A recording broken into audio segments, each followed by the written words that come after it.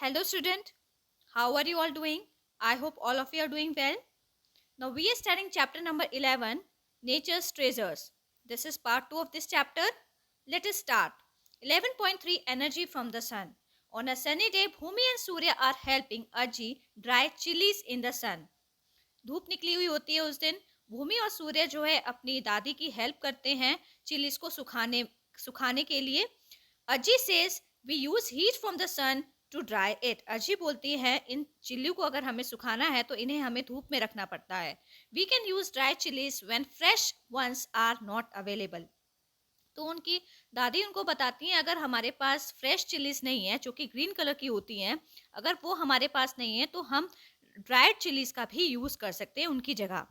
I will give you some to take home. मैं आपको कुछ चिलीज दूंगी, ड्राई चिलीज, जो कि आप अपने जब यहाँ से आप अपने घर जाओगे तब लेके जाना.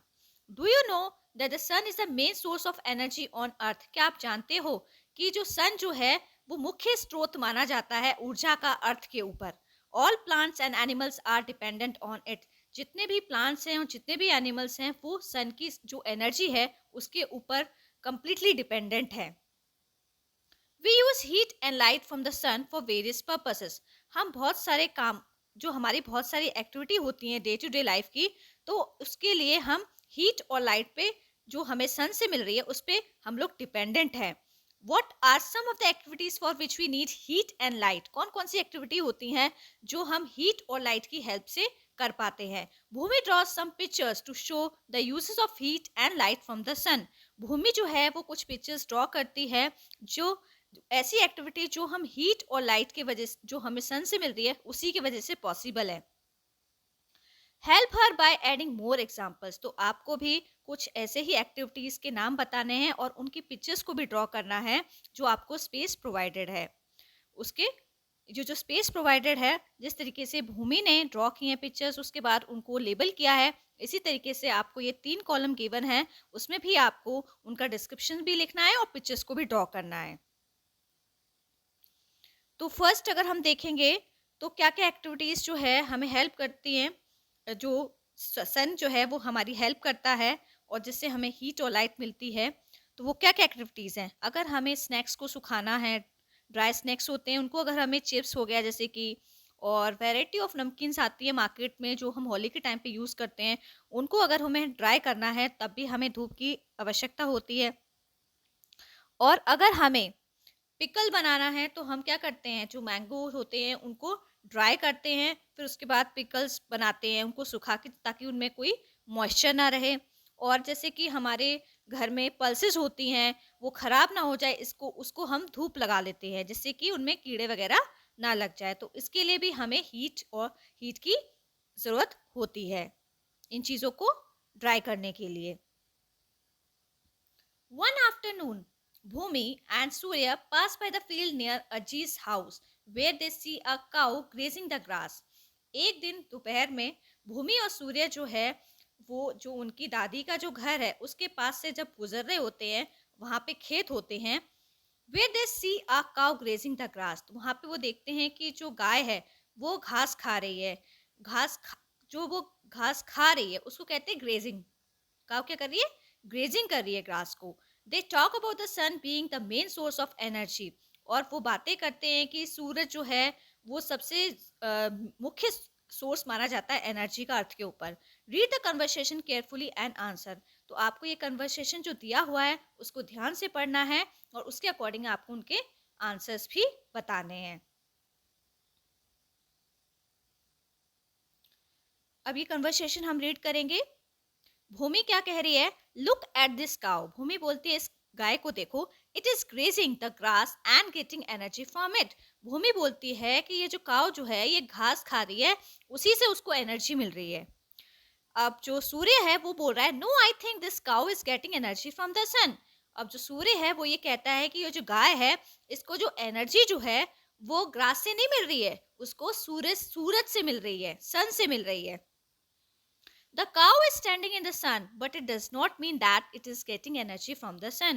अब भूमि ये बोल रही है कि काव अगर धूप में खड़ी है तो इसका मतलब ये नहीं है कि उसको एनर्जी जो है वो सन से ही मिल रही है, इसी वजह से वो सरवाइव कर रही है. But it does not mean that it is getting energy from the sun.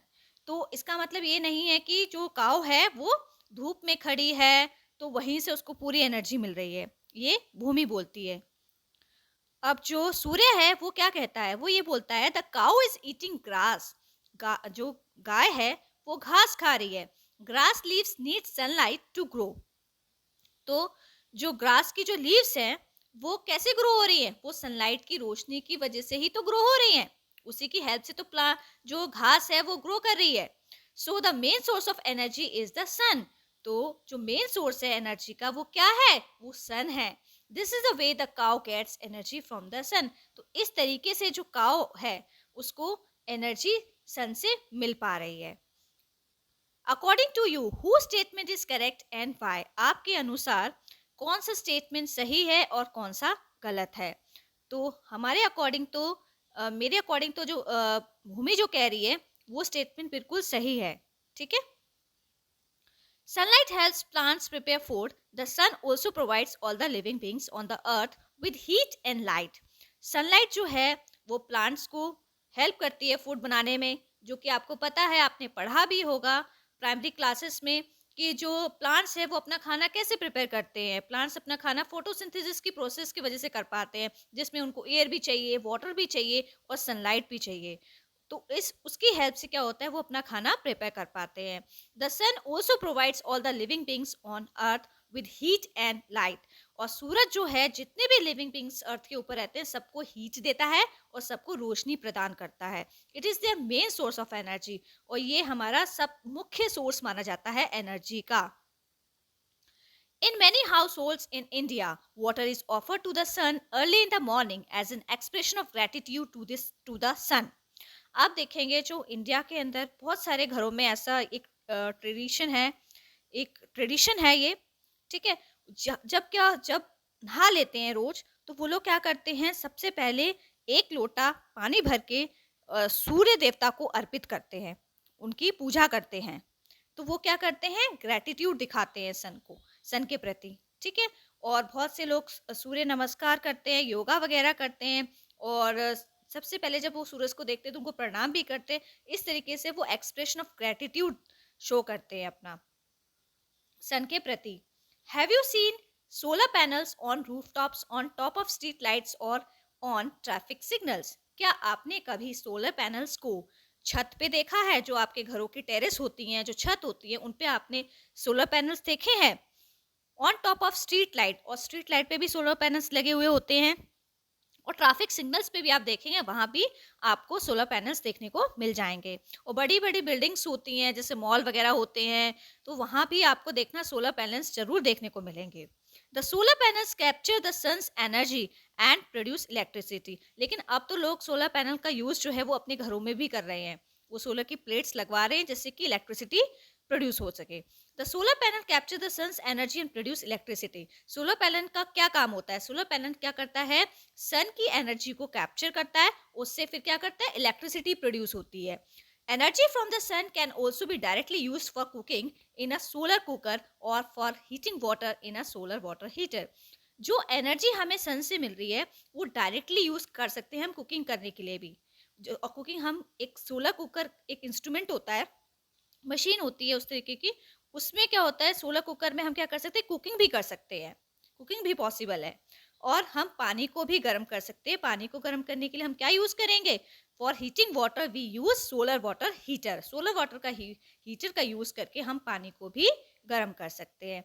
तो आप ये फिगर ये आपको यहाँ पिक्चर शो की गई है, डू यू नो के नीचे देखिए आप, यूजेस ऑफ सोलर एनर्जी, कैसे सोलर एनर्जी का यूज हो रहा है। ये हाउसेस बने हुए हैं, उनके ऊपर आप देखेंगे सोलर वाटर हीटर जो है वो शो किया गया है। ठीक है। Solar water heater arrow mark किया गया है, उस पर आपको घर के ऊपर सोलर वाटर हीटर भी लगा हुआ है, सोलर पैनल भी दिखाया गया है कैसे सोलर पैनल लगा है। और ट्रैफिक लाइट्स पे भी आप देखेंगे वहाँ भी आपको सोलर पैनल देखने को मिलेगा। और आपको ये जो सोलर पैनल है ये स्ट्रीट लाइट पे भी देखने को मिलेगा सिटीज में।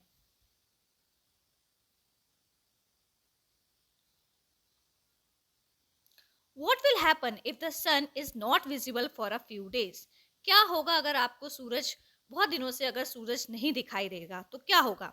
We may have to depend on artificial lightning during day time also. तो हम क्या करेंगे, जब सूरज ही नहीं दिखाई देगा तो जो डे टाइम होगा तो फिर हम क्या करेंगे, टॉर्च, इमरजेंसी लाइट, इस तरीके से अपने कुछ अरेंजमेंट करेंगे जिससे कि हमें घर के अंदर उजाला मिल सके। तो हम आर्टिफिशियल लाइटनिंग पे डिपेंड हो जाते हैं। और अगर सूरज अगर नहीं उगेगा तो हमें बहुत सारी प्रॉब्लम्स हो जाती हैं। ऐसा हमारे साथ विंटर सीजन्स में बहुत होता है। विंटर सीजन्स में सूरज नहीं आता है तो हमें अपना डे भी अच्छा नहीं लगता। ये लगता है कि मतलब बहुत ये लगता है कि मतलब लाइफ पॉसिबल ही नहीं है बिना सूरज के। One can not imagine life and on earth without the sun. जैसे कि मैंने बोला, बिना सूरज के लाइफ पॉसिबल नहीं है अर्थ पे। काफी एक दो दिन, दो तीन दिन चल जाता है, लेकिन काफी दिनों तक बिना सूरज के लाइफ पॉसिबल नहीं है। The sun is the main source of energy on the earth. और सन जो है वो मेन सोर्स ऑफ एनर्जी माना जाता है अर्थ के ऊपर। Plants get energy from the sun and produce food. पौधों को क्या, पौधों को एनर्जी मिलती है सन से, फिर वो अपना खाना बनाते हैं। ठीक है। Animals eat plants and grow. And जानवर क्या करते हैं, पौधों पे डिपेंडेंट रहते हैं, प्लांट्स पे डिपेंड रहते हैं, क्योंकि वो प्लांट्स को ही खाते हैं। और बहुत सारे एनिमल्स तो क्या कहते हैं, एनिमल्स को भी खाते हैं, जिनको हम ओमनिवोरस भी बोलते हैं। सॉरी, ओमनिवोरस नहीं, तो वो लोग एनिमल्स पे भी डिपेंडेंट रहते हैं, लेकिन मोस्टली जो एनिमल्स हैं वो प्लांट पे डिपेंडेंट होते हैं और वो भोजन प्लांट्स का ही भोजन खा के ग्रो करते हैं। We get food from both plants and animals. हमको भोजन जो है वो कहाँ से मिलता है, फूड कहाँ से हम रिसीव करते हैं, हम पौधे और जानवरों से ही हमारा जो फूड है वो पॉसिबल है। This cycle on earth is possible due to the sun. और ये साइकिल पॉसिबल कैसे है अर्थ के ऊपर, वो सन की वजह से ही पॉसिबल है। क्योंकि आपको पता है, जो आपने वाटर साइकिल पढ़ी थी उसमें आपने इवेपोरेशन पढ़ा था। अगर धूप ही नहीं निकलेगी तो कपड़े भी नहीं सूखेंगे। ठीक है। तो जब धूप ही नहीं निकलेगी तो एवेपोरेशन की प्रोसेस नहीं हो पाएगी, और एवेपोरेशन की प्रोसेस नहीं हो पाएगी तो फिर कंडेंसेशन भी, जो पूरी जो लाइफ साइकिल है वो डिस्टर्ब हो जाएगी। इसी वजह से बोला जाता है कि without sun life is not possible on earth, so we are all are dependent on the sun as the main source of energy। तो हम सभी लोग क्या है, जितने भी ह्यूमन बींग्स हैं अर्थ के ऊपर, जितने भी लिविंग बींग्स हैं, वो सब लोग सन के ऊपर डिपेंड हैं, मेन सोर्स ऑफ एनर्जी जो हमारा सन है। Where do we find a large variety of plants और एनिमल्स। हम विभिन्न प्रकार के हमें पौधे और जानवर जो हैं वो देखने को मिलते हैं अर्थ के ऊपर। Let us explore. अब उनके बारे में हम और जानेंगे। 11.4 फॉरेस्ट। अब हम जंगल के बारे में पढ़ेंगे। One morning Ajji takes Bhumi and Surya for a walk in the forest. एक सुबह की बात है, अज्जी जो है वो भूमि और सूर्या को वॉक के लिए जंगल ले जाती है। They find a variety of herbs, shrubs and trees in the forest. और वहाँ पर उन्हें विभिन्न प्रकार के उन्होंने हर्ब्स देखे हैं, शर्ब्स देखे हैं और पेड़ देखे हैं उस जंगल के अंदर। Aji explains forest are large areas with dense growth of various types of plants. Aji उनको बताती हैं कि जो फॉरेस्ट होते हैं वो बहुत बड़े बड़े एरियाज होता है, एरिया में फैले हुए होते हैं, जहाँ पे आपको अलग अलग प्रकार के प्लांट्स देखने को मिलेंगे, वेराइटी ऑफ प्लांट्स देखने को मिलेंगे और ट्रीज देखने को मिलेंगे, और वहाँ पे आपको एनिमल्स भी देखने को मिलेंगे। तो जो जंगल है वो बड़े बड़े एरिया में फैले हुए होते हैं, और जो जंगल होते हैं वहाँ पे इतने प्लांट्स और ट्रीज होते हैं कि आपको थोड़ी सी भी स्पेस जो है वो खाली दिखाई नहीं देगी। पूरी जो स्पेस है वो कवर्ड हो जाती है वहाँ पे, वो भी किसकी वजह से, प्लांट्स और ट्रीज की वजह से। On the way they collect some nellikai, Kannada term for Indian gooseberries. और यहाँ पे वो लोग क्या करते हैं, जब वो फॉरेस्ट में जाते हैं तो कन्नड़ा नहीं है, ये कन्नड़ है, ये कन्नड़ टर्म है जिसमें जो आंवला होता है जिसको गूसबेरीज बोलते हैं इंग्लिश में, उसको उनकी भाषा में नीलिकाई बोला जाता है। और नीलिकाई क्या है, आंवला। They have Fallon on the ground. ये जंगल के अंदर मतलब नीचे गिरे हुए हैं पेड़ से, ठीक है, ग्राउंड के ऊपर। Ajji tells them we have a tradition in the village not to pluck fruits from the trees, they are left for animals and birds to eat। अज्जी बच्चों को बताती हैं कि हमारे गांव का ये ट्रेडिशन है कि आपको पेड़ से और प्लांट से आपको फ्रूट्स नहीं तोड़ने हैं, ठीक है। आपको अगर फल खाना है तो जो फल नीचे गिरा है वो फल आप कंज्यूम करेंगे, जो फल पेड़ के ऊपर लगा हुआ है वो एनिमल्स और बर्ड्स ही खाएंगे। They are left for animals and birds to eat. इनको पक्षी और जानवरों के लिए ही, जो फल पेड़ पे लगे वो पक्षी और जानवर ही खाएंगे, इनको हम लोग नहीं खाएंगे। उनके गांव में ऐसा एक ट्रेडिशन है। Discuss with your friends and make a list at least 5 products that we get from forest. आपको अपने फ्रेंड्स के साथ डिस्कस करना है और एक लिस्ट तैयार करनी है जिसमें आपको ये बताना है कि 5 प्रोडक्ट्स आपके नाम बताने हैं जो आपको जंगल से मिलते हैं। तो 5 कौन कौन से प्रोडक्ट्स होते हैं जो हमको फॉरेस्ट से मिलते हैं, उनके नेम्स आपको बताने हैं। तो वो प्रोडक्ट क्या क्या है? वुड। वुड कहाँ से मिलती है हमको? वो फॉरेस्ट से मिलती है। पेपर, फूड, फूड भी हमें प्लांट से ही मिलता है। फ्रूट्स हो गया और मेडिसिन्स। तो ये ऐसे प्रोडक्ट हैं जो हमें फॉरेस्ट से मिलते हैं। Forests are a natural home for many wild animals. जंगल जो है वो एक प्राकृतिक आवास माना जाता है बहुत सारे जंगली जानवरों का। फॉरेस्ट में ज़्यादातर जंगली जानवर ही रहते हैं, इंक्लूडिंग बर्ड्स एंड इंसेक्ट्स। और वहाँ पे आपको बहुत सारे पक्षी भी देखने को मिलेंगे और विभिन्न प्रकार के जीव मतलब कि कीड़े मकोड़े जो हैं वो भी आपको देखने को मिलेंगे। Forest provide food and shelter to them. और फॉरेस्ट क्या करता है? उनको फूड प्रोवाइड कराता है और उनको रहने की उनकी स्पेस भी प्रोवाइड कराता है। In nature every animals depend on other life forms for survival. Nature के अंदर हर एनिमल जो है वो दूसरी लाइफ फॉर्म्स होती हैं उनके ऊपर अपने सर्वाइवल के लिए डिपेंडेंट है। जैसे कि जंगल में एनिमल्स जो हैं वो ट्रीज के ऊपर डिपेंडेंट है अपने शेल्टर के लिए। The diversity of life form ensure food for every living being. और इसी तरीके से जो डाइवर्सिटी ऑफ लाइफ है वो सबको फूड भी प्रोवाइड कर रही है, सारे लिविंग बीइंग्स को। However, over the years, the forest cover has been decreasing mainly due to human activities like large scale cutting of trees. आप देखेंगे कई सालों से जो फॉरेस्ट एरिया जो है वो फॉरेस्ट जो है वो कम होते जा रहे हैं।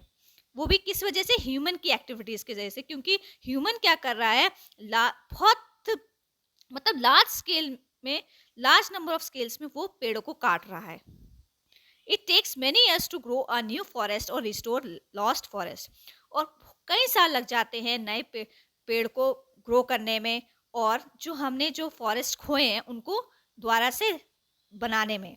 Therefore, we must preserve and use forest responsibly so that they get enough time to regenerate. तो इसी वजह से क्या हमें अपने फॉरेस्ट को सेव करना है और ये हमारी रिस्पॉन्सिबिलिटी है कि हम उन्हें मतलब हमें क्या करना है, ज़्यादा से ज़्यादा पेड़ को लगाना है, जैसे कि वो दोबारा से दोबारा पेड़ जो हैं, जो भी बीज वहाँ सीड्स जो वहाँ जो भी आपके पास नए और भी सीड्स आपको मिलते हैं वो आप वहाँ पे लगाइए और फिर से क्या होगा, बहुत सारे ट्रीज रीजनरेट होंगे वहाँ पे।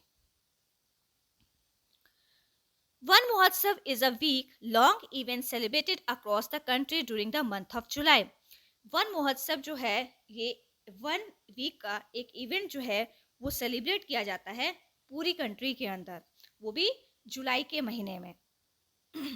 It is a forest festival during which new plants and trees are planted. और ये फेस्टिवल जो है वो फॉरेस्ट के ऊपर ही बेस्ड है। इसमें हम लोग क्या करते हैं, नए प्लांट्स लगाते हैं, बहुत सारे ट्रीज प्लांट करते हैं and awareness about respecting forest is raised. और लोगों को जागरूक करते हैं कि आप लोग पेड़ लगाइए और जितने भी फॉरेस्ट हैं उनकी जो जंगल हैं उनमें पेड़ लगाइए, उनको इनकी जो ट्रीज हैं उनको आप लोग ना काटें। इसी वजह से क्या होता है, जितने भी वाइल्ड एनिमल्स हैं वो उनका जो वाइल्ड एनिमल्स जो हैं वो दूसरी जगह चले जाते हैं क्योंकि उन्हें फॉरेस्ट नहीं मिल रहे हैं और इस वजह से बहुत सारी स्पीशीज जो हैं हमारे एनिमल्स की वो एक्सटिंक्ट हो गई हैं, ख़त्म हो गई हैं। तो इस जो वन महोत्सव जो इवेंट है इसका मेन जो एम है वो यही है कि लोगों को अवेयर करना कि आप ज़्यादा से ज़्यादा पेड़ लगाएं और जो हमारे फॉरेस्ट में जो भी क्रिएचर्स हैं उनकी हम रिस्पेक्ट करें। The aim of the event is to increase the green cover.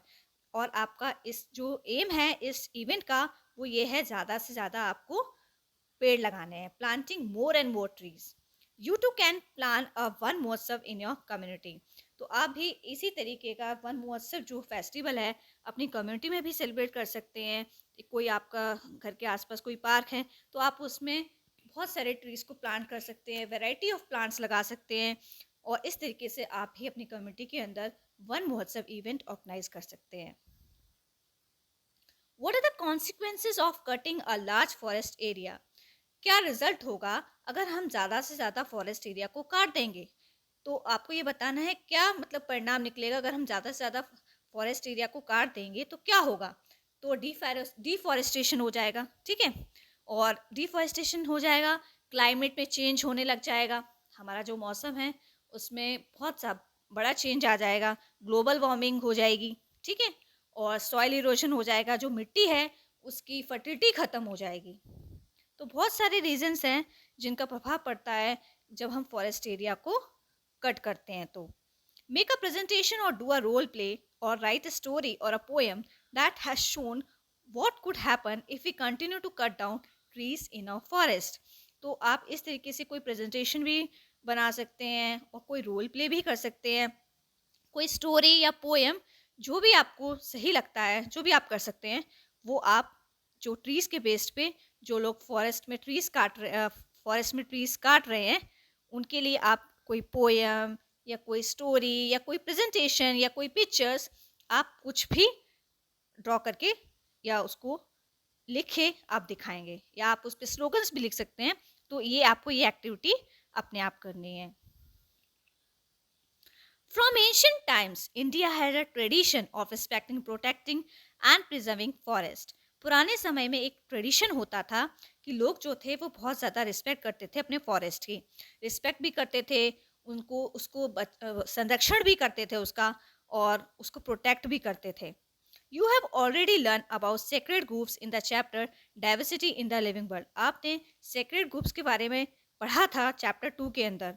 उस सेक्रेट ग्रुप्स क्या होता है? अनडिस्टर्ब पैचेस होते हैं फॉरेस्ट के। इट मीन्स कि जो भी वहाँ पे प्लांट्स की स्पीशीज हैं और जो भी मतलब ट्रीज है उसको कोई भी ह्यूमन जो है उसके साथ छेड़छाड़ नहीं कर सकता है, ना ही उसको काट सकता है, कुछ भी नहीं कर सकता उनके साथ। Many efforts have been made by common people to prevent the cutting of trees and the saving forest. तो बहुत सारे efforts किए वहाँ के कॉमन पीपल लोगों ने कि पेड़ जो है उनको काटा नहीं जाना चाहिए और हमें फॉरेस्ट को सेव करना है। One such effort is the famous Chipko movement. तो एक एफर्ट जो था इस चीज़ के प्रति जो किया गया था वो था चिपको मूवमेंट, जो कि ट्रीज के कटिंग के अगेंस्ट था ये। It is started in the early 1970s in Uttarakhand, previously part of Uttar Pradesh. और ये स्टार्ट किया गया था 1970 में, उत्तराखंड से स्टार्ट हुई थी चिपको movement.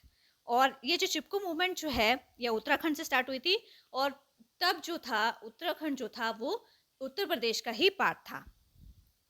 Local women actively participate in the movement. और इस मूवमेंट के अंदर जो वहाँ पे उस एरिया में जो वुमेन्स रह रही थी उन्होंने भी पार्टिसिपेट किया था। They encircled and hug the trees to protect them from being felled. उन्होंने क्या किया, उन्होंने पेड़ काटने के प्रति लोग जब उसको पेड़ों को काट रहे थे तो उन्होंने एक सर्कल फॉर्म कर लिया था अपना पेड़ के चारों ओर कि हम इस पेड़ को नहीं काटने देंगे। तो इस तरीके से ये चिपको मूवमेंट जो है ये स्टार्ट हुई थी ट्रीज के अगेंस्ट। ये हमें जो फॉरेस्ट है वो उनको हम प्रिजर्व कर सकें।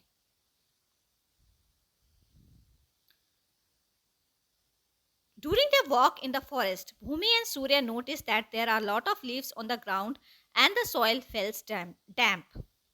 जब वो जंगल में वॉक कर रहे होते हैं, भूमि और सूर्या जो है वो बहुत सारी पत्तियों को देखते हैं जो ग्राउंड पे गिरी हुई होती हैं। पेड़ से पत्तियां गिर जाती हैं तो वो बहुत सारी पत्तियां जो हैं वो ग्राउंड पे फैली हुई नजर आ रही है। एंड द सॉइल फील्स डैम्प। और वहाँ की जो मिट्टी है वो बहुत ज़्यादा गीली है, वहाँ की मिट्टी गीली लग रही है उनको। Aji explain the roots of plants hold to the soil and prevent it from being washed away. तो अजी उनको बताती है कि जो रूट्स हैं प्लांट की वो मिट्टी को इस तरीके से जकड़ लेती है कि जो मिट्टी जो है वहाँ से वो एक जगह से दूसरी जगह बह नहीं पाती है, ठीक है। उड़ नहीं पाती है। The leaves that fall from the trees decay and enrich the soil with nutrients. जो पत्तियां गिर जाती हैं ग्राउंड के अंदर पेड़ों की, वो पत्तियां जब मिट्टी के साथ मिल जाती हैं तो उस मिट्टी में क्या होता है, उसकी न्यूट्रिएंट वैल्यू बढ़ जाती है उस सॉइल की। This soil is used by new plants and trees to grow. और फिर इस मिट्टी का यूज किया जाता है और नए प्लांट्स को उगाने के लिए और नए ट्रीज को उगाने के लिए। और इससे क्या होता है, जो सॉइल होती है उसकी फर्टिलिटी बढ़ जाती है जब उसमें ये इस प्रकार के न्यूट्रिएंट्स मिल जाते हैं। तो this is an example of recycling in nature. तो ये किसका एग्जाम्पल था? रिसाइकलिंग इन नेचर का। कैसे था कि जो पत्तियां गिरी हुई थी वो मिट्टी के अंदर मिल गई और उससे फिर क्या होगा, उनकी मिट्टी की न्यूट्रिएंट वैल्यू जो है वो बढ़ गई। Let us investigate the soil in more detail. अब हम सॉइल के बारे में और विस्तार से पढ़ेंगे। 11.5 सॉइल, रॉक्स एंड मिनरल्स। अब हम सॉइल के बारे में पढ़ेंगे, रॉक्स के बारे में पढ़ेंगे और मिनरल्स के बारे में पढ़ेंगे। Bhumi, Surya and Ajji come back home from the forest. Bhumi, Surya और अज्जी जो है वो मतलब फॉरेस्ट से घर आते हैं। Bhumi and Surya help Ajji in preparing the soil in the garden for planting some vegetables. Bhumi और सूर्य जो हैं वो अपनी दादी की हेल्प करते हैं क्योंकि उनकी दादी को अपने गार्डन में वेजिटेबल्स के प्लांट्स लगाने हैं, तो वो उनकी हेल्प करते हैं इस चीज़ के लिए। अज्जी asked them to dig the soil gently and loosen the lumps. अज्जी जो है वो बच्चों को बोलती हैं कि आपको मिट्टी को इस तरीके से खोदना है कि उसमें लम्प्स नहीं आने चाहिए। इट मीन्स जो मिट्टी है उसके डेले नहीं होने चाहिए, ठीक है, एकदम मिट्टी जो है वो बारीक पाउडर जैसी हो जानी चाहिए, उसके डेले जैसे नहीं बनने चाहिए। You have already learnt in the chapter living creatures exploring their characteristics that for plants to grow. आपने चैप्टर लिविंग क्रिएचर्स वाला जो चैप्टर था एक्सप्लोरिंग द कैरेक्टरिस्टिक्स उसमें पढ़ा था कि प्लांट्स को ग्रो करने के लिए एयर की ज़रूरत पड़ती है। इसके बारे में हमने पढ़ा था कि क्या क्या कंडीशंस रिक्वायर्ड हैं किसी भी प्लांट्स को ग्रो करने के लिए। सीड की जर्मिनेशन के लिए एयर चाहिए, उसको वाटर चाहिए, सनलाइट चाहिए, ये हमने अभी प्रीवियस चैप्टर में पढ़ा था। The space between the soil particles not only provides sufficient air but also space for the roots to grow easily.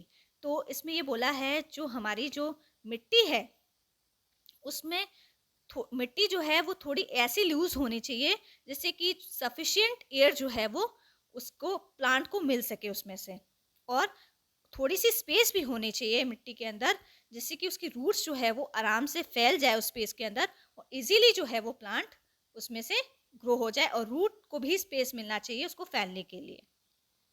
Bhumi and Surya could see small pebbles the root of plants and a few earthworms. Bhumi और सूर्य जो है उनको छोटे छोटे पत्थर कंकड़ जैसे जो है वो सॉइल के अंदर नजर आते हैं।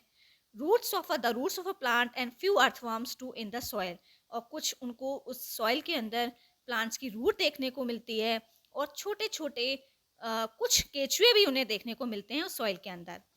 Do you realise that earthworm are natural agents that help in turning and loosening the soil? क्या आपको लगता है जो अर्थवर्म है वो प्राकृतिक, भगवान ने उनको प्राकृतिक तौर से बनाया है, वो क्या करते हैं, जो मिट्टी होती है उसको लूज कर देते हैं, ठीक है, उसकी फर्टिलिटी को बढ़ा देते हैं। तो ये अर्थवर्म जो है वो क्या करते हैं, अर्थवर्म का रोल जो होता है वो मिट्टी की फर्टिलिटी को बढ़ाना होता है। तो ये हमारे लिए एक नेचुरल एजेंट्स का काम करते हैं, मिट्टी को लूज कर देते हैं। While Bhumi and Surya help Aji, let us do our own experiment by performing activity 11.4. अब भूमि और सूर्य जो हैं वो दादी की हेल्प करते हैं और अभी जो है एक एक्सपेरिमेंट जो है वो लोग करेंगे। एक्टिविटी 11.4 में वो एक्सपेरिमेंट गिवन है तो उसको वो परफॉर्म करेंगे। Activity 11.4 let us investigate. अब जो एक्सपेरिमेंट जो है वो सॉइल से रिलेटेड है, सॉइल के बारे में जानेंगे। Collect samples of soil from different areas around your home and school. तो वो लोग क्या करेंगे, सॉइल्स के सैम्पल्स इकट्ठे करेंगे अलग अलग एरियाज से, जो उनके घर के आसपास जो एरिया है या स्कूल है वो अलग अलग एरिया से सॉइल के सैंपल्स इकट्ठे करके लेके आएंगे। Guess what could be there in different soil, और फिर उन्हें ये अनुमान लगाना है कि जो वहाँ की जो मिट्टी, जो आप अलग अलग एरिया से जो मिट्टी लेके आए हैं, तो उनमें क्या डिफरेंसेस हैं, उसका टेक्सचर कैसा है, उस मिट्टी का कलर कैसा है। तो ये सारी चीज़ें जो हैं वो डिफ्रेंशिएट करेंगे। Observe carefully each soil sample and note its colour, और वो ध्यान से देखेंगे हर सॉइल के सैंपल को और उसका कलर भी नोट करेंगे। ये एक क्वेश्चन है। Remember to wash your hands thoroughly after touching the soil collected from different places. Sometimes soil that has garbage carries germs that may be harmful to us. जब भी आप मिट्टी के सैंपल्स जब आप कलेक्ट करके लेके आएंगे ना, तो आपको अच्छे से हैंड वॉश करना है सोप के साथ, क्योंकि मिट्टी में क्या होता है, उसमें थोड़ा बहुत गार्बेज भी होता है, तो उसमें क्या होता है, जर्म्स होते हैं जो आपके लिए सही नहीं है। तो ये आपको इंस्ट्रक्शन जो है ये फॉलो करना है जब आप सैंपल्स कलेक्ट करेंगे सॉइल्स के। Touch each soil sample and feel it's texture.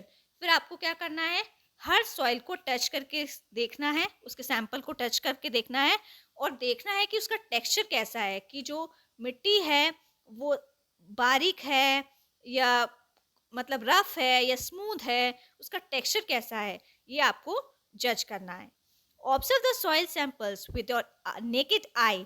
If you have a magnifying lens, look at the soil through it.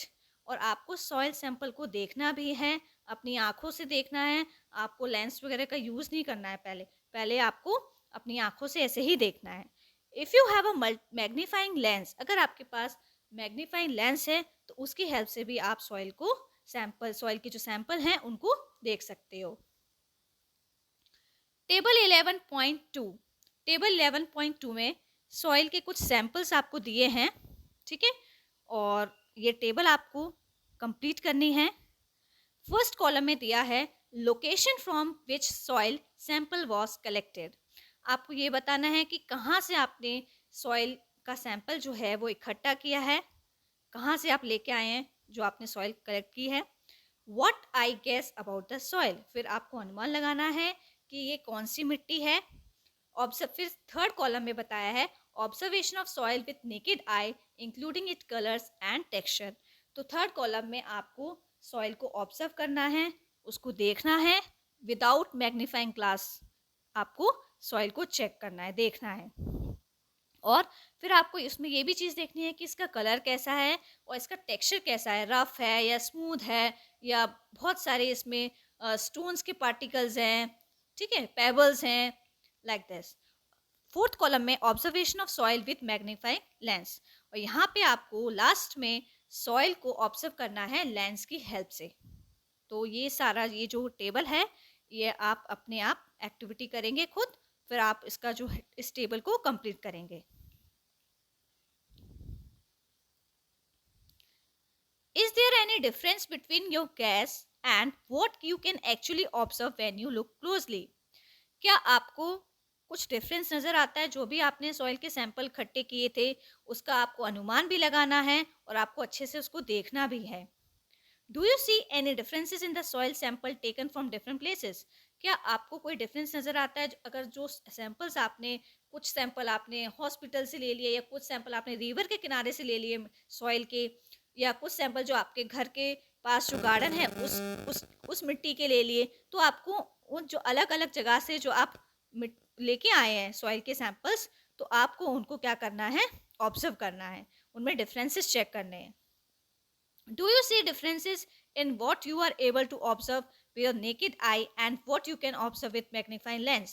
तो आपको डिफरेंसेस भी देखने हैं, आपको डिफरेंसेस इस बेसिस पे भी बताना है जब आपने सॉइल को अपनी आंखों से देखा, फिर आपको ऑब्जर्व करना है सॉइल को जब आपने मैग्नीफाइंग लेंस का यूज़ करके जब आप सॉइल को देख रहे हैं। तो आप ये देखेंगे, कंपेयर करेंगे कि दोनों ही केसेस में आपको क्या डिफरेंसेस नज़र आते हैं, जब आप क्या डिफरेंस नज़र आते हैं उसके टेक्सचर में, उसके सॉइल के टेक्सचर में, सॉइल के कलर में।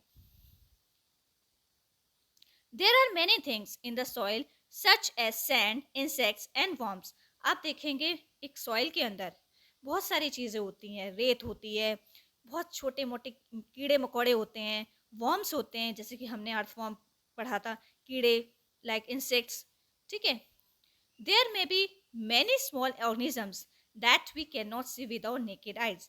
और मिट्टी के अंदर इतने छोटे ऑर्गेनिजम्स होते हैं जो हम अपनी आंखों से भी नहीं देख पाते हैं. Plants and animals also become a part of the soil, so they decompose and decay. Plants और animals जो हैं वो भी एक मिट्टी का ही पार्ट है. जो प्लांट्स और एनिमल्स जो है वो मिट्टी के ही पार्ट है, become part of the soil.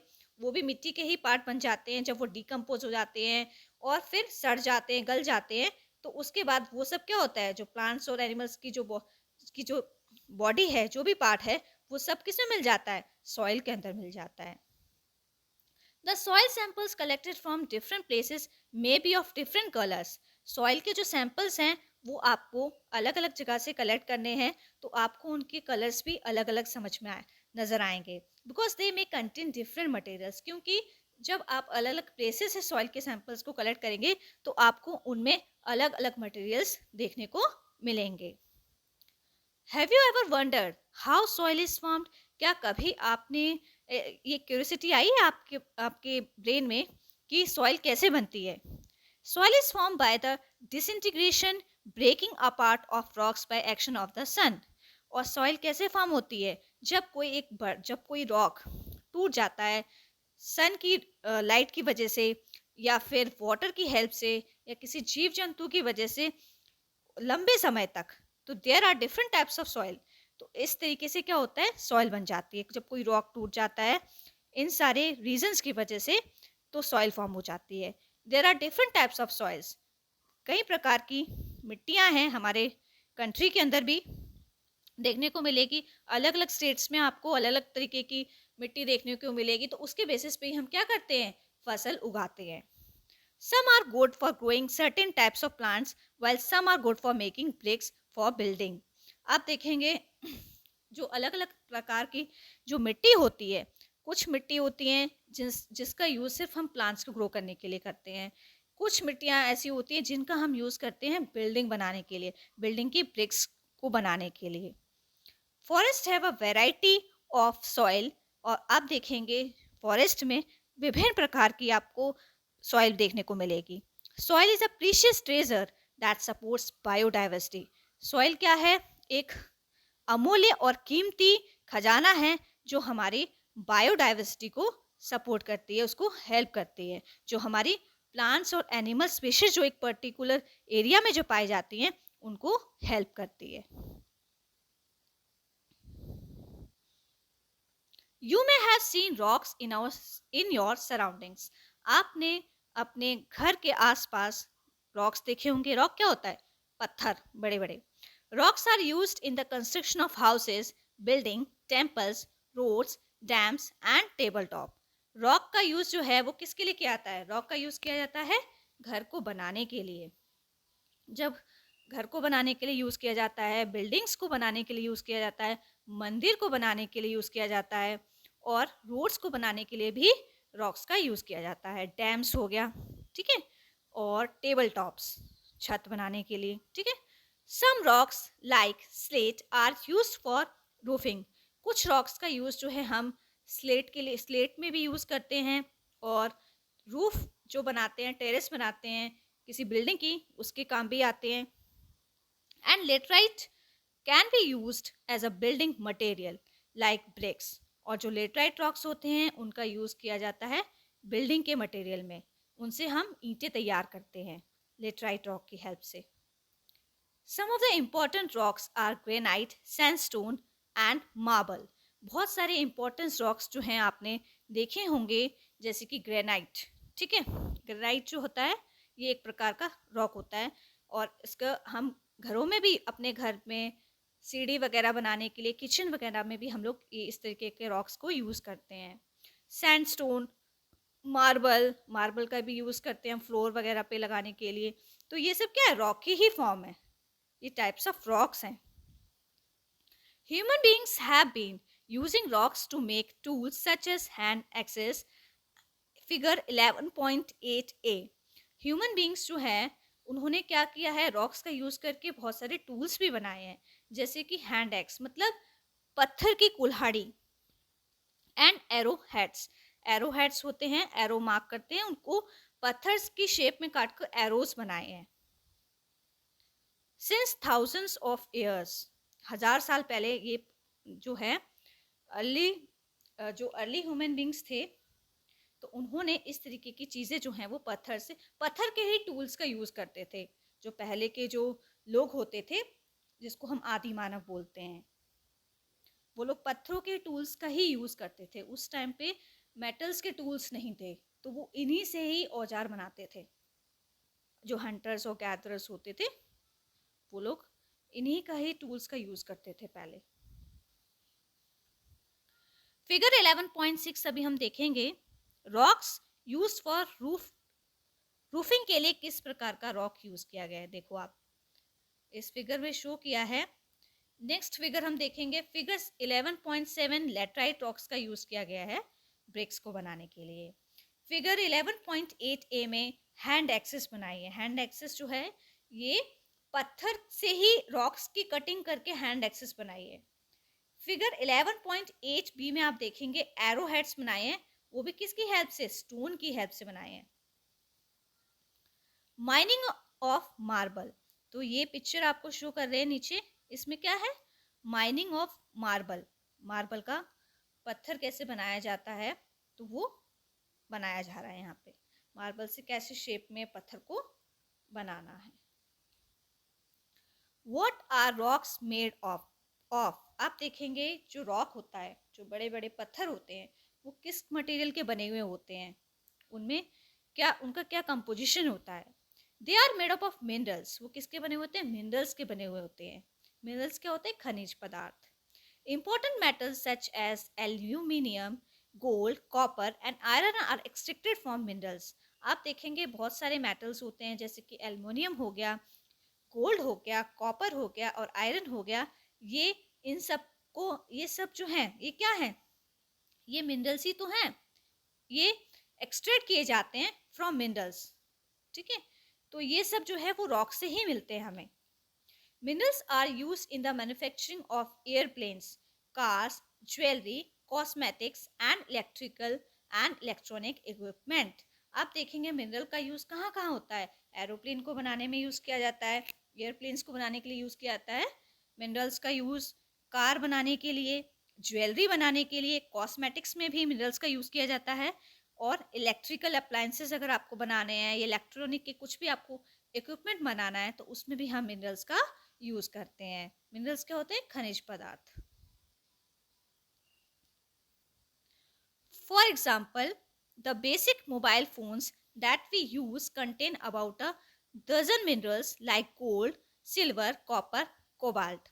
आप देखेंगे जो आज हमारी मोबाइल फ़ोन जो है वो हमारी बेसिक नीड हो गई है, और वो भी बहुत सारे, उसमें भी बहुत सारे मिनरल से वो बने हैं, जैसे कि गोल्ड हो गया, सिल्वर हो गया, कॉपर हो गया, कोबाल्ट हो गया। इन सारे मेटल्स का यूज़ करके जो है मोबाइल फ़ोन को भी बनाया जाता है। मोबाइल फ़ोन में भी इन मिनरल्स का यूज होता है। नेचुरली ऑकरिंग गोल्ड, आप देखिए ये रॉक है, उससे कैसे गोल्ड को निकाला जा रहा है, ठीक है। तो ये दिखाया गया है कि गोल्ड जो है वो भी हमें रॉक से ही मिलता है। Some minerals found in nature, कुछ मिनरल्स जो होते हैं वो आपको प्रकृति में ही दिखाई मिल जाते हैं आपको। तो ये आपको शो किए गए different types of minerals that is found in nature. Rocks play a vital role in our lifes, rock जो है, पत्थर जो है, वो भी बहुत बड़ा रोल प्ले करता है हमारी लाइफ के अंदर। It takes 1000 to millions of years to form rocks, 1000 से लेके लाखों वर्ष लग जाते हैं एक रॉक को बनने में। Therefore it is important to conserve and use them responsibly, तो इसीलिए बोला जाता है कि आप इनको, मतलब रिस्पॉन्सिबली मीन्स आपको बहुत केयरफुली यूज करना चाहिए इनको भी, और सेव करना चाहिए रॉक्स को भी। Do you know how rocks and minerals are transported from one location to another, क्या आपको पता है कि जो रॉक्स हैं और मिनरल्स हैं उनको जब एक जगह से दूसरी जगह ट्रांसपोर्ट किया जाता है तो वो कैसे किया जाता है। Most vehicles that we use for transportation use of fossil fuels, आप देखेंगे बहुत सारे व्हीकल्स का यूज किया जाता है जब हमें ट्रांसपोर्टेशन करना होता है फॉसिल फ्यूल्स का। कोयला होता है वो भी देखो कहीं ना किसी और प्लेस से ले जाके दूसरी प्लेस पे लाया जाता है। Let us explore more about fossil fuels, अब हम इसमें फॉसिल फ्यूल्स के बारे में पढ़ेंगे। 11.6 फॉसिल फ्यूल्स। फॉसिल फ्यूल्स क्या होता है अभी हम देखेंगे। ये देखेंगे भूमि जो है वो क्वेश्चन कर रही है, Surya why do different types of vehicles go to different filling stations. अब देखेंगे सूर्या जो है वो बोल रहा है कि जो अलग अलग प्रकार के जो ट्रांसपोर्ट्स होते हैं, व्हीकल्स होते हैं, वो एक जगह से दूसरी जगह स्टेशन पे क्यों जाते हैं। मतलब जैसे कि अगर हमें अपने बाइक में या कार में अगर हमें पेट्रोल डलाना है तो हम अलग अलग जगह जाके अपने व्हीकल्स में वो वहाँ ले जाते हैं, जैसे कि हम पेट्रोल और डीजल जो है उसमें डाल सके। तो ये फ्यूल का स्टेशन है, तो सबका फ्यूल का स्टेशन अलग अलग क्यों होता है, अलग अलग व्हीकल्स का अलग अलग फ्यूल स्टेशन क्यों है। The reason is that they use different types of fuels. Reason ये है कि सभी व्हीकल्स में एक ही जैसा फ्यूल हम यूज नहीं कर सकते। किसी में हम पेट्रोल यूज करते हैं तो किसी व्हीकल्स में हम डीजल्स का यूज करते हैं। For example petrol and diesel. Let us explore more about it by performing activity 11.5। और अब हम इसके बारे में फॉसिल फ्यूल्स के बारे में और जो है जानेंगे और एक एक्टिविटी करेंगे, उसके जरिए और अच्छे से समझेंगे। Activity 11.5 let us conduct a survey. अब हम एक सर्वे करने वाले हैं। Conduct a survey of vehicles in your neighbourhood. तो एक सर्वे करेंगे हम व्हीकल्स का जो हमारे आसपास हैं। Which type of vehicles are there. किस तरीके के व्हीकल्स आपको वहाँ देखने को मिल रहे हैं। What type of fuels do they use. किस प्रकार का फ्यूल जो है वो इन व्हीकल्स में यूज करते हैं। Record the information that you collect in table 11.3। तो आपको क्या करना है, इन इंफॉर्मेशन को कलेक्ट करना है और फिर इनको टेबल 11.13 में आपको नोट डाउन करना है। टेबल 11.3। तो टेबल 11.3 में types of vehicles and fuel used. तो ये आपको दिया है, हेडिंग दी है, और फर्स्ट कॉलम में आपको टाइप्स ऑफ व्हीकल बताना है और सेकंड कॉलम में आपको बताना है टाइप्स ऑफ फ्यूल यूज्ड, कि कौन से व्हीकल में कौन सा फ्यूल हम यूज करते हैं। तो फर्स्ट हम लेंगे बाइक। बाइक जो है उसमें हम पेट्रोल का यूज करते हैं। कार में हम पेट्रोल का भी यूज करते हैं और डीजल का भी यूज करते हैं। स्कूटी में हम पेट्रोल का यूज करते हैं। तो इस तरीके से आपको ये टेबल कंप्लीट करनी है। What are the most common types of fuel used? तो आप देखेंगे सबसे ज्यादा किस प्रकार का फ्यूल यूज किया जाता है। Petrol and diesel are the two most widely used fuels for vehicles. आप देखेंगे पेट्रोल और डीजल जो है वो सबसे ज्यादा व्हीकल्स में ये वाला फ्यूल सबसे ज्यादा यूज किया जाता है। Petrol, diesel and kerosene are obtain from petroleum. Petrol, diesel और केरोसिन जो है वो हमें कहाँ से मिलता है, पेट्रोलियम से ही मिलता है। Petroleum along with natural gas and coal are commonly called fossil fuels। Petroleum जो है वो नेचुरल गैस से और कोल से ही हमें मिलता है, जो कि जिसको हम फॉसिल फ्यूल्स कहते हैं। फॉसिल फ्यूल्स क्या होते हैं, जिनको लाखों वर्ष लग जाते हैं उनको द्वारा बनने में। They are formed essentially from the remains of microorganisms and plants that got buried deep inside the earth। और फॉसिल फ्यूल्स कैसे बनते हैं, आप देखेंगे छोटे छोटे माइक्रो ऑर्गेनिजम्स होते हैं और प्लांट्स होते हैं या एनिमल्स जो होते हैं, तो वो जब ज़मीन के अंदर बरीड हो जाते हैं एकदम गहराई में, मतलब बहुत गहराई में मिट्टी के, मतलब ज़मीन से बहुत नीचे, ठीक है, जब वो बरीड हो जाते हैं उनको दफना दिया जाता है, तो inside the earth and were converted to petroleum. तो फिर वो क्या बन जाते हैं, पेट्रोलियम में कन्वर्ट हो जाते हैं, नेचुरल गैस में कन्वर्ट हो जाते हैं, कोल में कन्वर्ट हो जाते हैं, कोयला बन जाता है उनका। It takes millions of years for these fuels to form. और इस चीज़ को बनने में लाखों वर्ष लग जाते हैं, इस प्रकार के फ्यूल्स को बनने में। Natural gas is used for cooking and generating electricity. Natural gas का यूज जो है हम किसके लिए करते हैं, खाना बनाने के लिए और इलेक्ट्रिसिटी को प्रोड्यूस करने के लिए।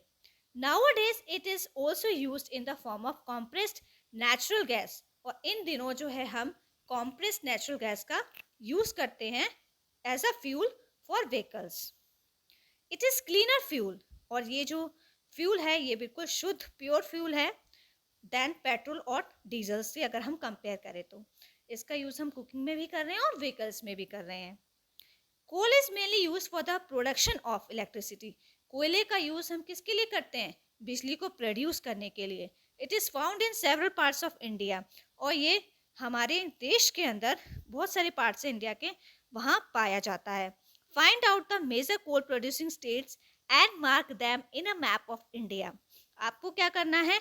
कोल प्रोड्यूसिंग जिस स्टेट्स में कोल प्रोड्यूस होता है सबसे ज़्यादा, तो उन स्टेट्स को आपको मैप पे मार्क करके बताना है इंडिया के अंदर।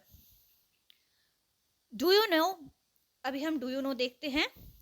Earlier coal, wood and dung cakes were used as fuel for cooking. आप देखेंगे ओल्डन डेज में पहले क्या होता था, लोग जो थे वो कोयले का यूज़ करते थे, लकड़ी का यूज़ करते थे, और उपले जिसको बोलते हैं या कंडे, उसका यूज़ करते थे फ्यूल के तौर पे कुकिंग के लिए। ठीक है, चूल्हे पे खाना बनाते थे। ठीक है, अर्दन स्टोव पे बनाते थे वो लोग खाना, और उसमें वो लोग लकड़ी का, कोयले का या फिर उपले का यूज़ करते थे कुकिंग के लिए। Nowadays, less polluting natural gas and liquefied petroleum gas have gradually replaced these domestic fuels. लेकिन आप एक चीज़ देखेंगे, इन दिनों हम लोग क्या करते हैं, नेचुरल गैस का, अब हम लोग सबसे ज़्यादा नेचुरल गैस का यूज़ करते हैं या फिर एलपीजी गैस का यूज़ करते हैं कुकिंग के लिए, और कुकिंग के लिए जिसको रिप्लेस किया है जो अर्ली टाइम्स पे जो जिस डोमेस्टिक फ्यूल्स का हम यूज़ करते थे। अब जो है हम लोग कोल का और वुड का जो है वो उतना ज़्यादा यूज़ नहीं करते जैसे पहले हुआ करता था। अब हम सबसे ज़्यादा जो है कुकिंग के लिए नेचुरल गैस और एलपीजी गैस का यूज़ करते हैं।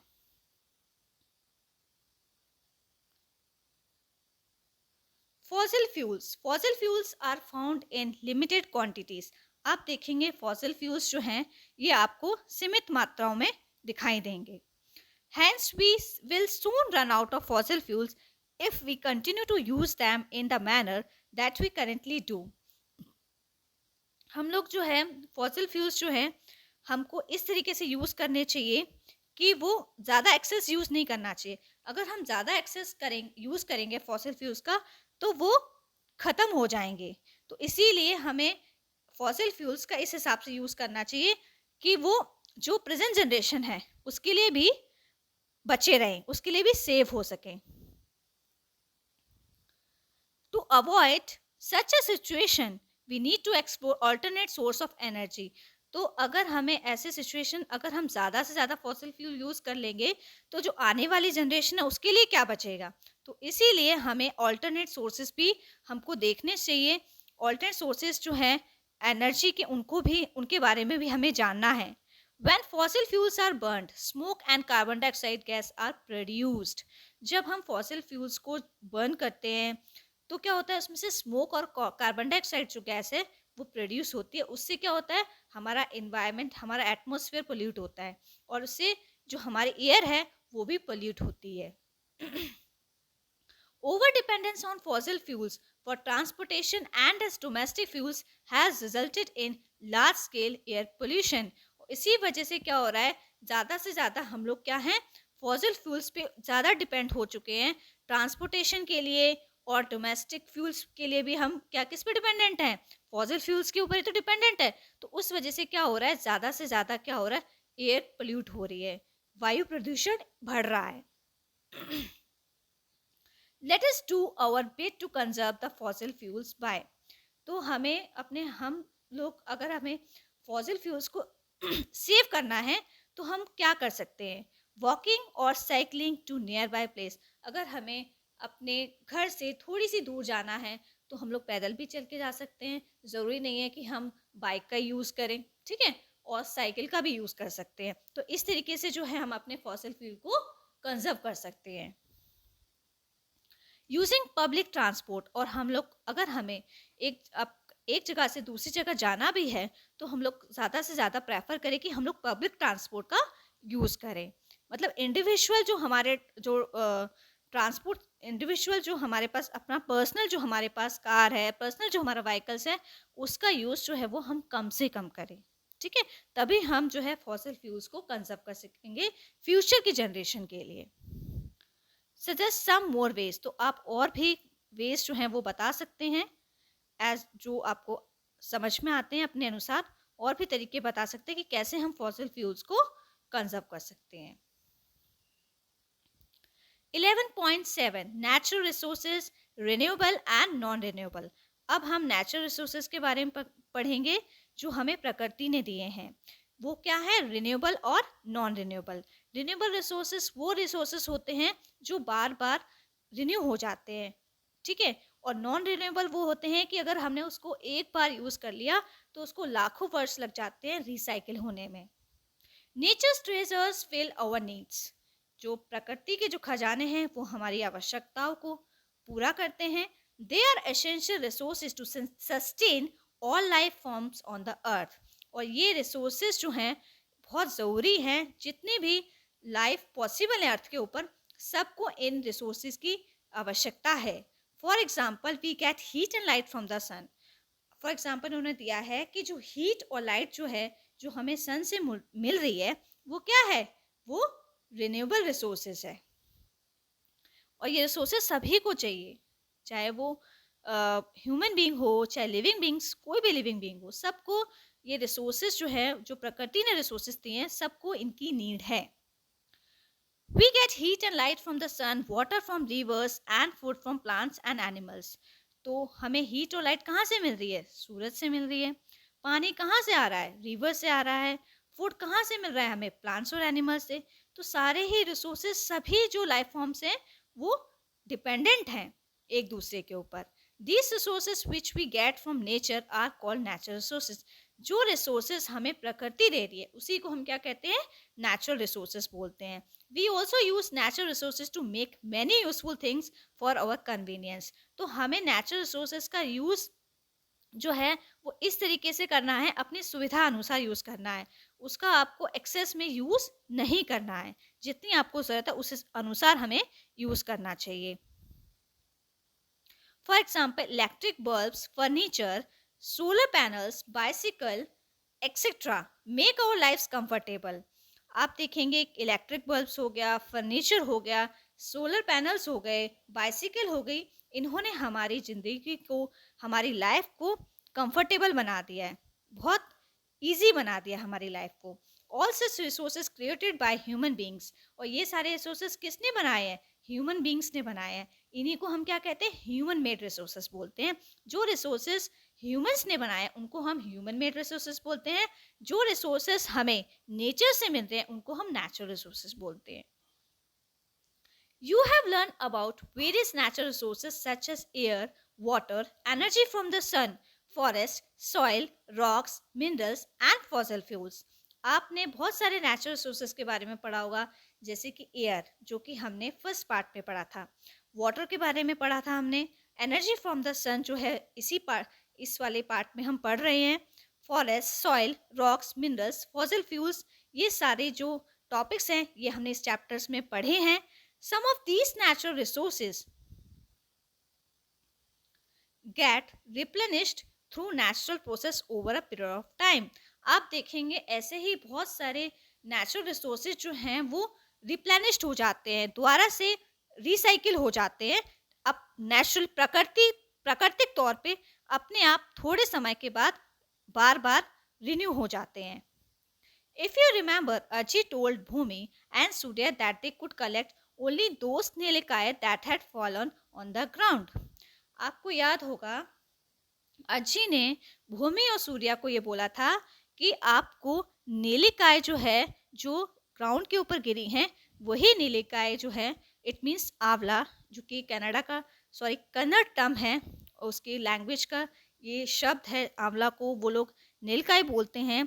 तो जो ग्राउंड पे गिरे हैं उन्हीं का आपको यूज़ करना है।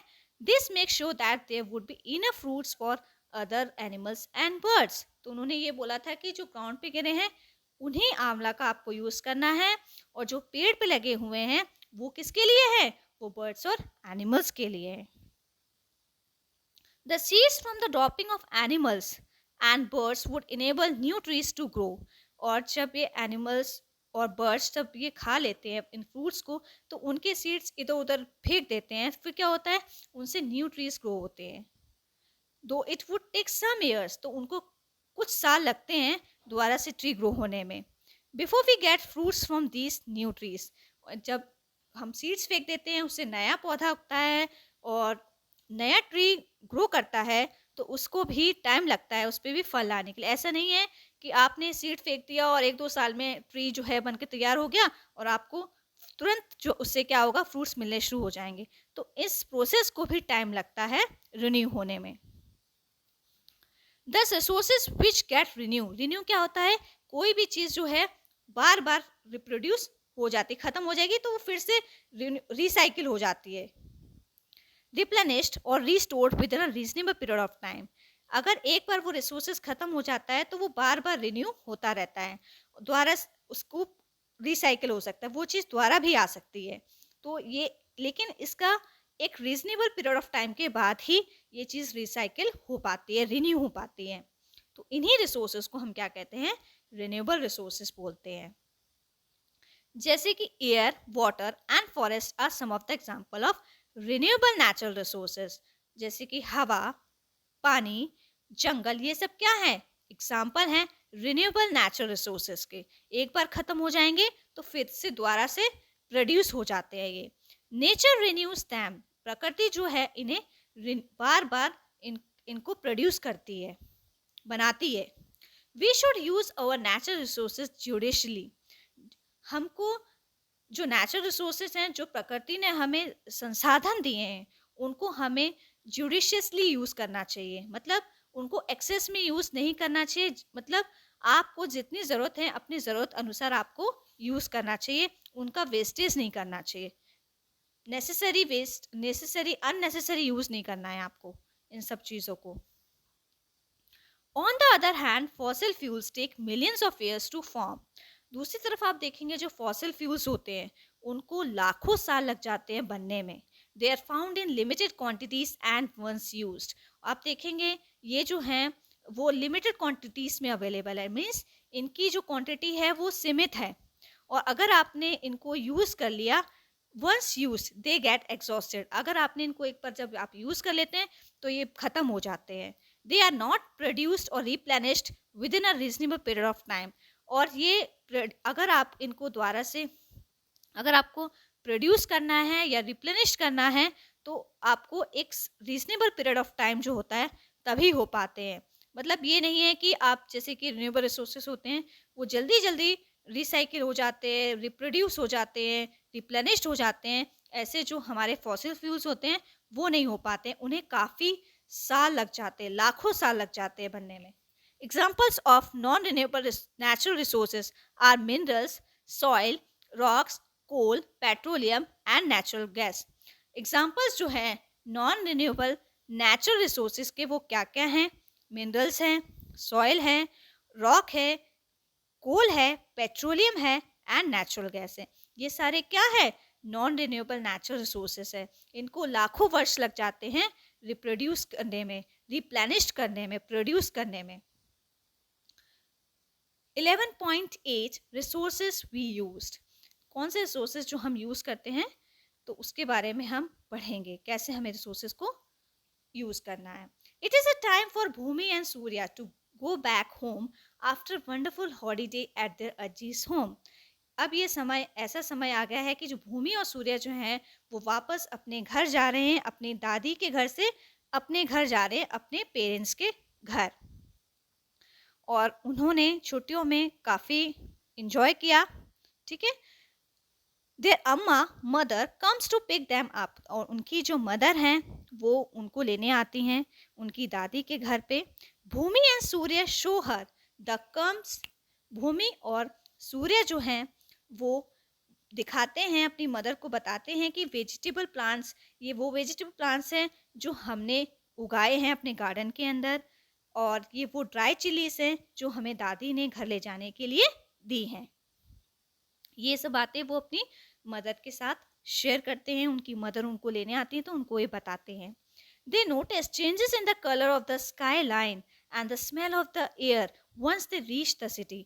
वो बोलते हैं कि जब हम दादी के घर गए थे तो जो स्काई में जो लाइन है, कलर जो है स्काई लाइन का, वो उसमें कितना बड़ा चेंज आ गया जब हम सिटी में आ गए तो। और जो स्मेल है एयर की, उसमें भी जो एयर की जो स्मेल है वो भी बहुत डिफरेंट है। जब जब हम दादी के घर पे जो हमने स्मेल जो हमें लग रही थी, वहाँ पे जो एयर थी वहाँ की बहुत ज़्यादा फ्रेश थी। तो जब हम सिटी में पहुँच आते हैं, अपने जब दादी के घर से अपने पेरेंट्स के घर जो उनका घर है वहाँ वो आते हैं, तो उनको जो एयर की जो स्मेल है वो भी अलग ही लगती है, डिफरेंट लगती है वहाँ से। They are very few trees. क्यों ऐसे क्यों होता है?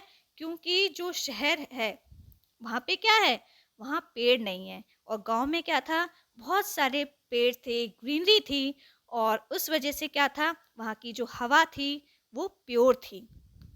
The air does not smell as good as the air at Aziz place. तो बच्चे बोल रहे हैं कि यहाँ की जो हवा है, जिस सिटी में अब हम लोग शहर से, अब हम गांव से अब सिटी में आ गए हैं, तो यहाँ की जो एयर है उसकी वैसी स्मेल नहीं है जैसी जो दादी के गांव की थी, और उतनी अच्छी एयर भी नहीं मिल रही है यहाँ है जो गाँव दादी के गांव में जब हमने मिल रही थी वहाँ पे। वहाँ का मतलब इन्वायरमेंट जो क्लाइमेट था वो डिफरेंट है यहाँ के सिटी के क्लाइमेट से। They can smell smoke from the vehicles. ऐसा क्यों है कि यहाँ की जो एयर है उसमें अच्छी स्मेल नहीं आ रही? क्योंकि हमारे यहाँ पे क्या है, सिटी में व्हीकल्स जो हैं उनकी उनका जो स्मोक है उसकी स्मेल हमें यहाँ पे लग रही है। The air is polluted. और यहाँ की एयर कैसी है, प्रदूषित हो गई है, क्योंकि यहाँ पे क्या है, व्हीकल्स जो हैं उनमें से स्मोक निकल रहा है। सिटी की जब आप लाइफ देखेंगे और विलेज की लाइफ देखेंगे तो वहाँ पे आपको इतने व्हीकल्स नहीं दिखाई देंगे, ठीक है। Amma says yes when we use fossil fuels in our vehicles. तो अम्मा बोलती हैं जब हम फॉसिल फ्यूल्स का यूज करते हैं व्हीकल्स के अंदर तो स्मोक जनरेट होता है, धुआं निकलता है उसमें से। Now there are vehicles which cause less pollution. और वहाँ पे क्या था, दादी के घर पे वहाँ पे व्हीकल्स ही बहुत कम थे, तो इस वजह से वहाँ पे पोल्यूशन भी नहीं था। तो इस वजह से यहाँ की एयर क्या है, पोल्यूटेड है, और इसी वजह से यहाँ की एयर की जो है वो स्मेल जो है वो डिफरेंट है। For example there are electric vehicles that do not raise any smoke. तो उनकी मम्मी जो है वो उनको बताती हैं कि हम इलेक्ट्रिक व्हीकल्स भी हैं, जो अब इलेक्ट्रिक व्हीकल्स का भी इन्वेंशन हो चुका है। अब लोग जो हैं उन्होंने सब्स्टिट्यूट ढूंढ लिया है, जो हम लोग व्हीकल्स यूज़ कर रहे हैं उसका सब्स्टिट्यूट है। अब इलेक्ट्रिकल व्हीकल्स आ गए हैं जिसकी वजह से क्या होता है, स्मोक जो है उसमें से रिलीज नहीं होता है। For example e rickshaw.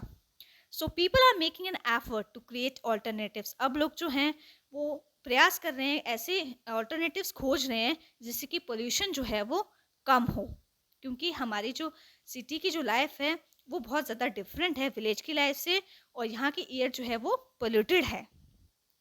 तो जो व्हीकल्स है, नंबर ऑफ व्हीकल्स जो है वो इंक्रीज हो गए हैं। तो व्हीकल्स इंक्रीज होने के सबके अपने अपने पर्सनल व्हीकल्स हैं, तो उस वजह से क्या है, यहाँ की एयर जो है वो बहुत ज़्यादा पोल्यूटेड हो रही है। So people are making an effort to create alternatives. तो ऑल्टरनेटिव्स लोग ढूंढ रहे हैं। Can you list some alternatives for reducing air pollution. क्या कोई ऑल्टरनेटिव्स आप बता सकते, कुछ ऑल्टरनेटिव्स के बता सकते हैं आप, जैसे कि और एयर का जो पोल्यूशन है वो कम हो जाए। तो आपको कुछ ऑल्टरनेटिव्स बताने हैं जो आपके एरिया में, जिसकी वजह से क्या हो, एयर पोल्यूशन जो है वो कम हो जाए। तो जैसे कि इलेक्ट्रिकल व्हीकल हो गया, पब्लिक ट्रांसपोर्ट हो गया, अगर हम इस तरीके से यूज़ करेंगे ये सब तो पोल्यूशन जो है वो कम होगा। We use many natural resources in our everyday life. हम अपनी डे टू डे लाइफ में नेचुरल रिसोर्सेज का तो यूज़ करते हैं, बहुत सारे नेचुरल रिसोर्सेज का यूज़ करते हैं। Let us identify some resources that we use by performing activity 11.6। अब हम एक एक्टिविटी करेंगे 11.6 में, जिसमें कि हम कुछ रिसोर्सेज के बारे में जानेंगे। Activity 11.6 let us make a list of natural resources used. तो इसमें हम एक लिस्ट बनाएंगे जो नेचुरल रिसोर्सेज का हम यूज़ करते हैं अपनी डे टू डे लाइफ में। Make a list of the activities you do in your daily life. आपको लिस्ट बनानी है उन एक्टिविटीज की जो आप डे टू डे लाइफ में करते हैं। And write down the natural resources that were use directly और इनडायरेक्टली फॉर ईच एक्टिविटी। और आप उन नेचुरल रिसोर्सेज का भी नाम लिखेंगे जिनको आप डायरेक्टली और इनडायरेक्टली यूज कर रहे हैं। एक्टिविटी इन टेबल 11.4 में आपको ये नोट करना है। Some items are already filled in, कुछ तो इसमें फिल्ड हैं और कुछ आपको फिल करने हैं। Using them as a guide fill the remaining blank rows. तो आपको कुछ मतलब फर्स्ट कॉलम में कुछ एक्टिविटी दी गई हैं, तो आपको उसके बेसिस पे जो सेकेंड वाला कॉलम है उसको फिल करना है। अभी हम टेबल देख लेते हैं 11.4। Table 11.4 natural resources used. Activity first column में एक्टिविटी गिवन है, तो वॉशिंग क्लोथ्स के लिए किस नेचुरल रिसोर्सेज का यूज हो रहा है? वाटर का, ये आपको गिवन है। नेक्स्ट वाला हम देखेंगे मेकिंग क्ले टॉयज। जब हम क्ले से टॉयज बना रहे हैं तो हम किसका यूज कर रहे हैं? किस नेचुरल रिसोर्स का यहाँ यूज कर रहे हैं? सॉइल का। कलेक्टिंग फायरवुड, जब हम कलेक्ट कर रहे हैं फायरवुड को तो किसका यूज हो रहा है? कौन सा नेचुरल रिसोर्स का यूज हो रहा है? वुड का। Making kites we use, kites किससे बन रही हैं? पेपर से। किस नेचुरल रिसोर्स का यूज हो रहा है यहाँ पे? पेपर का और वुड का भी यूज हो रहा है। हैविंग ब्रेकफास्ट, ब्रेकफास्ट के लिए कौन सा नेचुरल रिसोर्स हम यूज करें? Plants. How many natural resources did you list, कितने नेचुरल रिसोर्सेज हैं जिनकी आपने लिस्ट बनाई है? Compare your list with your that of your friend. तो आपने जो नेचुरल रिसोर्स की जो लिस्ट बनाई है उसको आप अपने फ्रेंड के साथ भी डिस्कस कर सकते हैं। आपको डिस्कस करनी है, उस लिस्ट को मैच भी करना है आपको। You and your friends have listed many natural resources that we use every day. आपने और आपके दोस्त ने जो लिस्ट बनाई है उसमें बहुत सारे नेचुरल रिसोर्सेज आपने नोट किए हैं जो आप डे टू डे लाइफ में यूज करते हैं। These resources are air, water, soil and food from plants and animals. तो ये कौन से रिसोर्सेज हैं जिनको हम यूज करते हैं डे टू डे लाइफ में? वो एयर है, हवा वायु, वाटर पानी है, सॉइल मिट्टी है और फूड जो कि हमें प्लांट से मिल रहा है और एनिमल से मिल रहा है। ये सारे क्या हैं? रिसोर्सेज हैं। We get this resources from nature and also making things using them from our consumption. तो ये सारे जो रिसोर्सेज जो है हमें नेचर से मिल रहे हैं, इनका यूज़ करके हम क्या करते हैं? अपनी जो ज़रूरत है उनको पूरा करते हैं, कंज्यूम करते हैं इनको। Therefore, we must conserve our natural resources and use them responsibly without wasting them. तो हमें अपने नेचुरल रिसोर्सेज को कंजर्व करना चाहिए, सेव करना चाहिए और उनको इस तरीके से यूज़ करना चाहिए कि उनको हम वो रिसोर्सेज जो हैं हमसे वेस्ट ना हो।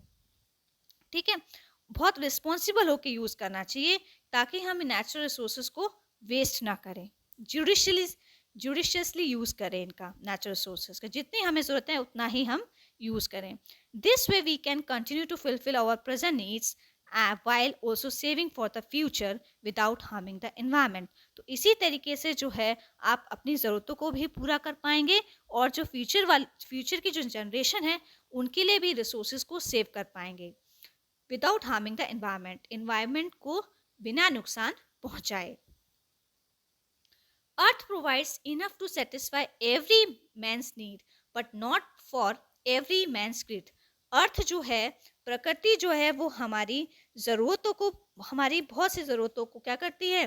पूरा करती है। हर इंसान की ज़रूरत को पूरा करती है जितनी उसे ज़रूरत है, but not for every man's greed. लेकिन ऐसा नहीं है कि हम क्या है, जब हम लालच करते हैं थोड़ा और मिल जाए तो प्रकृति उतना नहीं देती है, वो इतना ही हमें देती है जितना कि हम उसका सही तरीके से यूज़ कर पाए।